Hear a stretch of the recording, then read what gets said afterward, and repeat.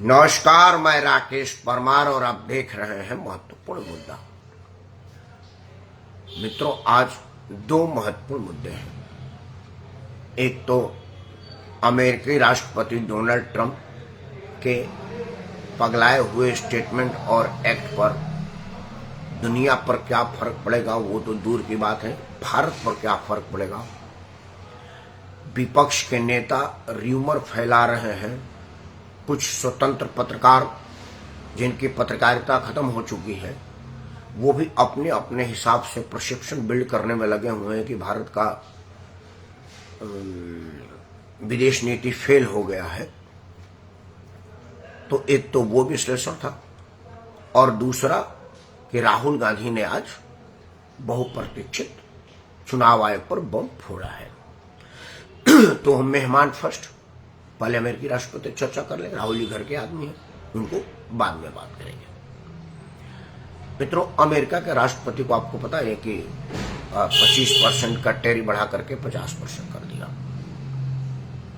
और जब उनसे वहां का पत्रकार ने बोला कि भाई भारत पर ही क्यों, तो बोला कि और भी कई चीजें होंगी। अमेरिका ने भारत पर पहली बार प्रतिबंध लगाने की बात या धमकाने की बात नहीं की है। जब से भारत वजूद में आया है और जब से अमेरिका की औकात बढ़ी है तब से यह धमकी वाला नूरा कुश्ती या बंदर घुड़की चलता आया है।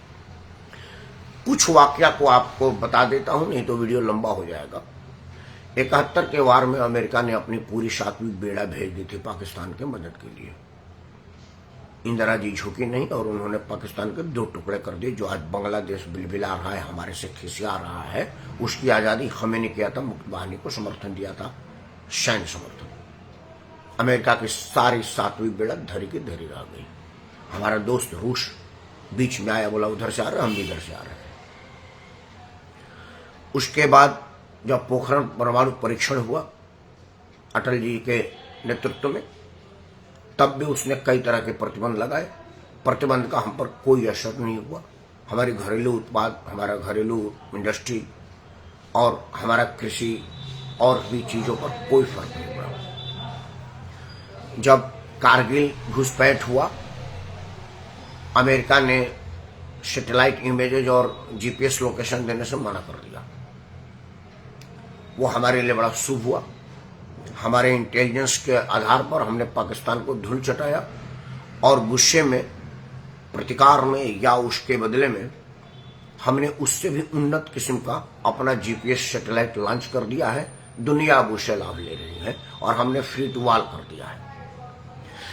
अगर अमेरिका दे दिया होता तो हमको आदत पड़ जाती भीख मांगने की, लेकिन हमारे वैज्ञानिकों को आया कि नहीं भाई, हम कर सकते हैं और उनसे बढ़िया कर सकते हैं। और अब नासा और इसरो में कोई मुकाबला ही नहीं दिख रहा है।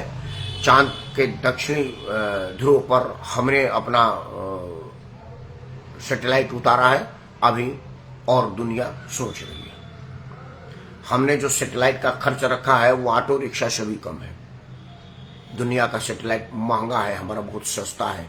नासा और अब इसरो में अब कोई तुलना नहीं है। इसरो बहुत आगे निकल चुका है। चूंकि हमको दूर की ढोल सुहावल लगती है, दूसरे के थाली में घी ज्यादा लगता है, अपना कमजोर है, इसीलिए हमको अमेरिका अमेरिका और नासा नासा लगता है। भारत का इसरो कहीं से कोई कमी नहीं है। अब अमेरिका ने जो यह खेल खेला है, असल में उसकी वजह आप जानेंगे तो आपको समझ में आएगा। अमेरिकी राष्ट्रपति ने स्टेटमेंट दिया है कि भाई रूस से तेल खरीद करके यूक्रेन को मदद किया जा रहा है। इसको बोलते हैं अब पराई शादी में अब्दुल्ला दीवाना। मतलब जिस यूक्रेन के साथ रूस लड़ रहा है उस यूक्रेन को भारत से कोई शिकायत नहीं। यूक्रेन ने एक बार भी जोर देकर के नहीं कहा कि भारत को तेल नहीं लेना चाहिए। हाँ, एक बायलैटरल डायलॉग में जरूर कहा कि रूस की मदद ना हो तो समर्थन रहेगा, लेकिन उन्होंने कोई ऑब्जेक्शन रेज नहीं किया। अमेरिका को आज याद आया कि हमको टैरिफ बढ़ाना है, जबकि रूस और भारत का तेल परचेजिंग बहुत दिन पहले से है और रूस यूक्रेन युद्ध भी सालों से चल रहा है। आपके दिमाग में आएगा नहीं कि भाई युद्ध और रूस और यूक्रेन का तो कई साल से चल रहा है। और अमेरिका इस बात को जानता है कि हम तेल खरीदते हैं, खुद अमेरिका खरीदता है, यूरोप खरीदता है, तो अपने लिए उनको ध्यान नहीं है। तो आज क्यों, यही बात समझ जाएंगे तो आपको अमेरिका का खेल समझ में आ जाएगा। क्योंकि आपको तो पता ही है कि रूस और यूक्रेन का युद्ध सालों से चल रहा है और रूस से तेल खरीदने का हमारा खेल भी सालों से चल रहा है, कोई आज से हम कर नहीं रहे। अमेरिकी विशेषज्ञों का कहना है कि अमेरिका ने ही कहा था भारत से कि आप तेल खरीदिए ताकि तेल में असंतुलन ना हो जाए, मार्केट में तेल की रेट हाइप हो जाएगी अगर आप रूस से तेल नहीं खरीदेंगे तो। अमेरिका ने रिक्वेस्ट किया था, या वहां के राजदूत ने कहा, मैं नहीं कर रहा हूं, उसके बयान वीडियो अब सभी समाचार चैनलों पर तय रहा है। मैं वहां नहीं जाता, वो उन सब बातों पर नहीं जा रहा, लेकिन एक बात तो सत्य है ना कि रूस यूक्रेन की युद्ध बहुत दिन हो गया और अमेरिका आज क्यों टैरिफ लगा रहा है, उसी पर कुछ देर आपसे बात करेंगे। देखिए मित्रों, 2-3 चीजें अमेरिका के उम्मीद से ज्यादा हो गया। जैसा कि आपको पता है कि अमेरिका कभी नहीं चाहता कि मुझसे आगे कोई जाए। अमेरिका हमेशा चाहता है कि दुनिया मेरे से दबी रहे। जब जब जो आगे बढ़ने का कोशिश किया या उसके मुकाबले में आने का कोशिश किया, अमेरिका ने उसको नेस्तनाबूद कर दिया। वो चाहे जापान हो, संयुक्त सोवियत रूस हो या और भी कोई देश हो। अब उसको भारत से खतरा लग रहा है और इसका प्रमाण मिला भारत पाकिस्तान झड़प के बाद। अमेरिका ने देखा कि भाई भारत का कोई बहुत ही ज्यादा बड़ा नुकसान हुआ नहीं। चीन का समर्थन और तुर्की की ड्रोन एक भी भारत की पावन पवित्र भूमि को लांघ नहीं पाई। वो पाकिस्तानी सीमा में हवा में मार गिरा दी गई। इतना ज्यादा तकनीकी दक्षता भारत ने हासिल कर लिया है। लेकिन जिस इजराइल के रडार से भारत ऑपरेट करता है, अपनी रक्षा प्रणाली मजबूत किया है, वहां का रडार फेल हो गया और बाहर की विमानें घुस गई। अभी आपने इजराइल इराक युद्ध में देखा होगा, इजराइल का बहुत नुकसान हुआ। गाजा में जो हो रहा है उसकी नुकसान आपने देखा। बाउंड्री टूर के वहां पर वो सब चले गए थे आतंकी, गाजा वाले या सब आप हमास वाले, वो सब आपने देखा। तो अमेरिका ने कहा कि जो एयर डिफेंस सिस्टम रूस इजराइल ने बनाया है वो इजराइल में उतना कारगर नहीं हुआ, भारत में कैसे हो गया। यहां आती है दक्षता, यहां आती है कि चला कौन रहा है। अब मेरे हाथ में आप तोप दे देंगे तो मुझे तो पता नहीं उसकी बटन कहां है, तो मेरे लिए तो एक लोहे का भारी बोझ है जो मेरे को परेशान करेगा। इजराइल की उन्नत किस्म की एयर डिफेंस सिस्टम जब भारत के सर्वोत्तम किस्म के वैज्ञानिकों, टेक्नीशियन और इंजीनियरों के सहयोग में आया, संपर्क में आया, तो वो अपना सर्वोत्तम सेवा दिया और उस सर्वोच्च क्लास की सेवा से हमने दुनिया को दिखा दिया कि हमारे एयर डिफेंस सिस्टम कितना मजबूत है। उसके बाद हमारी जो मिसाइल है, हमारी जो ड्रोन है, जो हमारे स्वदेशी ड्रोन है, उन्होंने पाकिस्तान के तरफ से तुर्की की आती ड्रोन, चीन का समर्थन वाला सहयोग, रक्षा कंसल्टेंसी, सबको धत्ता बताते हुए पाकिस्तान के सीने पर जाकर के वार किया। पाकिस्तान के परमाणु ठिकाने के बाउंड्री वॉल पर जाकर के वार करके बताया कि हम क्या कर सकते हैं। अमेरिका तभी घबराया कि भारत बहुत ज्यादा आगे बढ़ गया है। अब अगर भारत को सीधे अगर कोई बात कहता तो दुनिया को जवाब देना पड़ता। तो उन्होंने यह नहीं कहा कि आपके उन्नत किस्म के हथियारों से मैं परेशान हूं, आपके इंजीनियरों की क्षमता से मैं परेशान हूं, पाकिस्तान के साथ झड़प में आपकी बढ़त से मैं परेशान हूं, पाकिस्तान के सीने पर आपके वार से मैं परेशान हूं। उन्होंने ऐसा नहीं कहा। उन्होंने एक अपना चाल चला कि आप अपने कृषि क्षेत्र को हमारे कृषि वैज्ञानिकों और बिजनेसमैनों के लिए खुला छोड़ दीजिए।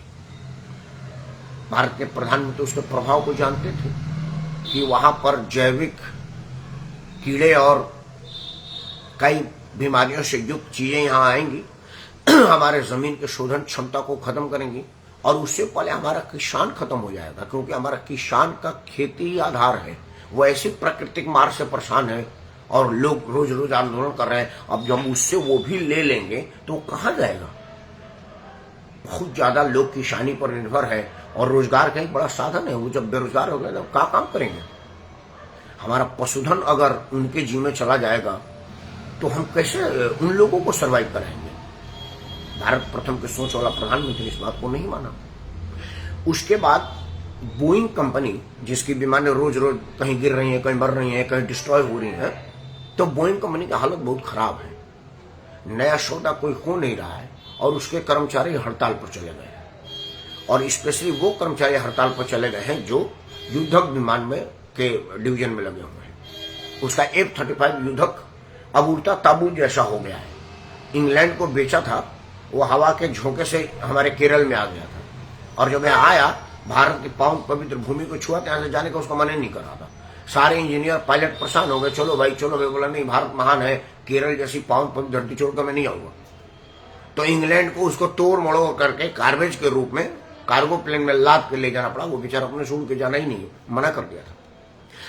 उस कूड़े को भारत के मध्य मरने का अमेरिका बड़ा प्रयास किया ताकि बोइंग को सहारा मिल सके और बोइंग का घाटा पूरा हो सके। भारत प्रथम का सोच वाला हमारा प्रधानमंत्री कहा कि नहीं, हम दूसरे के घाटा पूरा करने के लिए थोड़े, हम अपने जरूरतें पूरा करने के लिए, और वो मेरा राफाल से हो रहा है, F-16 से हो रहा है, और मेरा अपना तेजस और सूर्य किरण।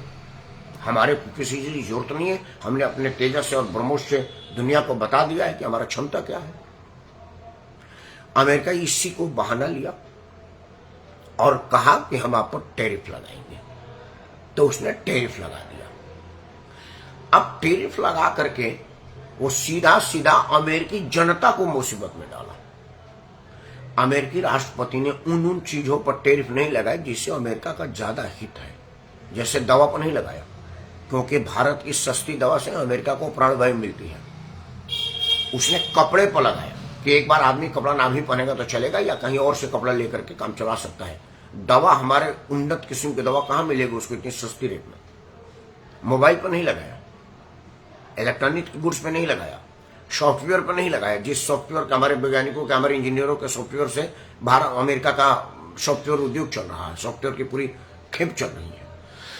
तो चिन्हित करके लगाया है ताकि सीधा भारत से लड़ाई भी ना हो और भारत को इशारा भी किया जा सके, मैसेज भी दिया जा सके।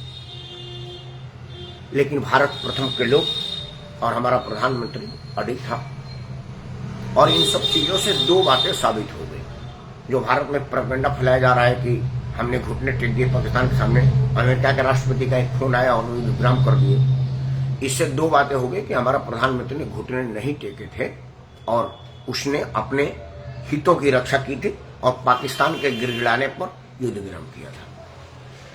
और भारत में राजनीति उथल पुथल हो, इस सरकार को लोग अस्थिर करने का प्रयास करें, इसीलिए बयान दिया कि हमने बंद कराया, क्योंकि उसको मालूम था कि भारत में इसका विरोध होगा। और यहाँ लोकतांत्रिक देश है, हर आदमी को बोलने की आजादी है और हर आदमी अपनी अपनी मतलब की बात बोलेगा, और जब बोलेगा तो इसका विरोध भी होगा और इसका निषेध भी होगा। तो यह अमेरिका की दूर की सोच है। भारत के बढ़ते शक्ति से परेशान है, भारत के बढ़ते आर्थिक शक्ति से परेशान है, भारत के बढ़ते सामरिक शक्ति से परेशान है और भारत की बढ़ती औद्योगिक और उद्योगपतियों की क्षमता से परेशान है। आप निश्चिंत रहिए, यह मियाँ की जूती मियाँ के सर पड़ने वाली है, क्योंकि यह चांद पर थूकने का मामला है। थूक वापस अपने पर ही आता है, चांद तक नहीं जाता। भारत से टकराना अब उतना आसान नहीं रह गया है जितना आप कल्पना किए थे। अब वो भारत नहीं है जिसको आप देखे थे, जाने थे और महसूस किए थे। यह भारत ऐसा है जो अपने दम पर, अपने सर पर और अपने अस्मिता पर आंच आए बगैर काम करता है। बराबरी में करिए, हम तैयार हैं। आंखें दिखाएंगे तो हम आंख के तर्रेंडे से घबरा नहीं गए हैं। यहाँ कुंवर बटिया को नहीं, जो तर्जनी देख मर जाही। पहले ही लक्ष्मण परशुराम संवाद में यह आ चुका है। उसी के मानने वाले लोग हैं, उसी के हम सब वंशज हैं, लक्ष्मण जी के भी और परशुराम जी के भी। तो हम डरेंगे नहीं कि आपके तर्जनी दिखाने से घबरा जाए। चर्चा बहुत है, इसको ज्यादा देर करेंगे वीडियो लंबी हो जाएगी, इसलिए इसको यहीं विराम देते हैं और आते हैं दूसरे मुद्दे पर।